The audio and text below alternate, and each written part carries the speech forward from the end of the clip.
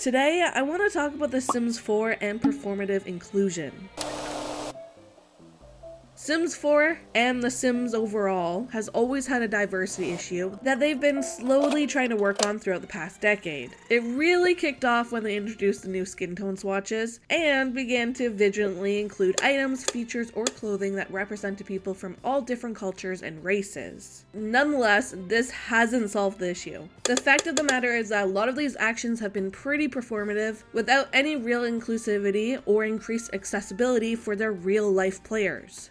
Before we get to the good, let's talk about getting the good. Over at Instant Gaming, you can purchase PC, PlayStation, Xbox, and Nintendo games for a great discount. If you're looking to expand your gaming library, I highly recommend checking out Instant Gaming. Or if you'd rather win your game instead of purchasing it, please check out my giveaway at Instant Gaming. By entering the giveaway, you have the chance to win any game of your choice that they have available. You can find these links in the video description. Just to be transparent here, when you purchase something using my Instant Gaming link, not only are you getting a really good price, but you're also supporting my channel since I get a very small commission.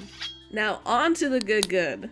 Performative inclusion or performative diversity is used to convey a commitment to diversity, equality, and inclusion, but often lack concrete policies, actions, or individuals responsible for achieving true accessibility, inclusion, or equality. This creates a superficial appearance of inclusivity without addressing the underlying systematic issues. That's because tokenistic actions don't lead to meaningful change or improvement in access for marginalized groups. Furthermore, performative inclusion and accessibility may be driven more so by the desire to enhance public image or avoid criticism rather than a genuine commitment to diversity and equality. Does that sound like anyone to you?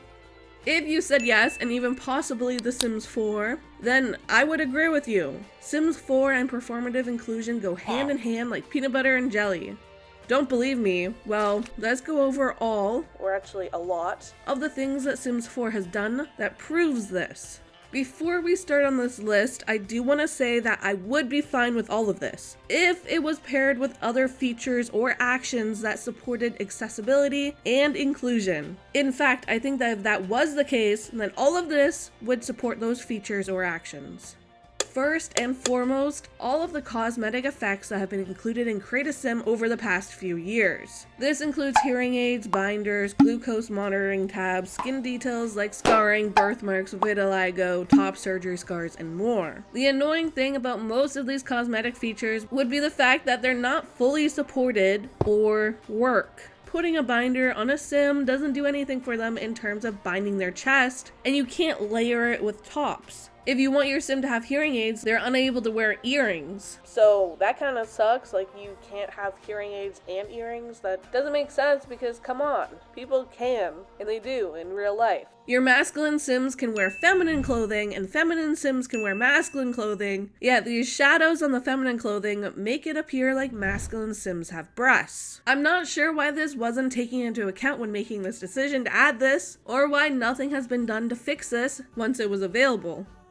There are other things that are just for show, like the handicapped parking spot in high school years. I love that it's included because every parking lot has them, and a parking lot is needed for American-style high school because North American communities are vehicle-focused and have shitty public transportation. Trust me, I'm Canadian and I live in suburbia. However, Sims can't drive cars, and The Sims 4 doesn't feature disabilities that would warrant a handicapped parking spot, despite players wanting something like this for the entirety of The Sims 4. So like, I get why they included it. It would have been more strange if they didn't, but it highlights the lack of differently abled Sims.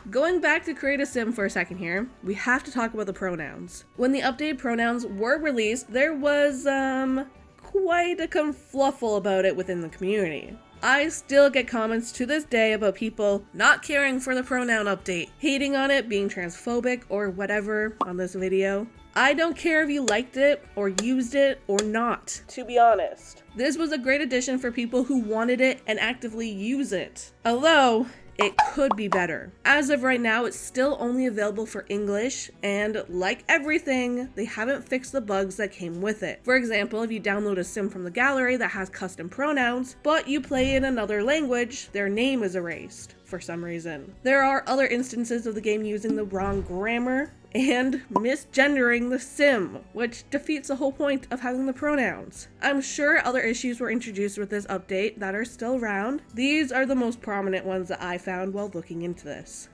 Now, there are ways that The Sims 4 could be more inclusive and make an impact on their players. Keep adding diversity to the game and improve it in that way, but also include things that affect players and how they can access the game.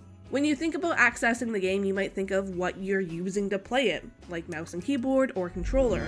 Well, something that would help out quite a bit would be the ability to change the keyboard bindings, or if the game had better support for controllers. These are basic things that most games include for accessibility. The keyboard bindings would also be useful for those players who use a non-North American keyboard. That is because some of the controls like sizing up, sizing down items, or raising or lowering items aren't available for those players because they don't have those keys. More importantly, however, keyboard binding would be more useful for those who need to alter controls due to various physical needs. In a similar vein, having better support for controllers would be fantastic since there are many controllers designed for people with different abilities.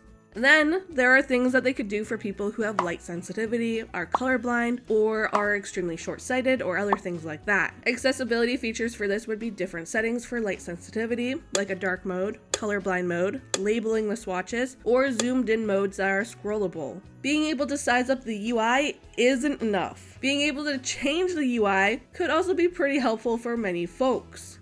I love that they're adding in all of these traditional or cultural items, clothing, and food into the game, yet I feel like it's a missed opportunity to include information about it in the game. It makes more sense for them to provide a brief explanation for everything, so it empowers players, not just players who are familiar with these items in real life, but also for players who aren't familiar so they feel more comfortable utilizing them. That way, players understand the significance of it and will be motivated to use it more often. And honestly, knowledge is power, so provide us with the knowledge to know what these things are. Help educate us, because I want to learn, and I'm sure a lot of other players do too. It would be nice to see disabilities that aren't simply cosmetic, although now that I'm thinking about it, I'm not sure why they haven't included something like prosthetics yet. That seems like it would be an easier thing to include. Things like wheelchairs or walkers would be great to be included, because this representation is important, especially in a life simulation game like The Sims. Some of the things I mentioned aren't possible to include nowadays since it's so far into the lifespan of The Sims 4. It would be much harder to implement or even impossible to implement because the game wasn't built with these things in mind. I know, crazy, right? I do think that some of the features I mentioned could be possible to include on top of the cosmetic items that they've been including. I'm not a developer though, so I don't know how true that is, but I don't know. I feel like it could be. Either way, what they've been doing with The Sims 4 has been very performative. If you've made it this far into the video, comment a hot dog emoji so I see who watched until the very end. Thank you for supporting the channel. I appreciate you. Until next time, stay happy, healthy, and hydrated. Bye!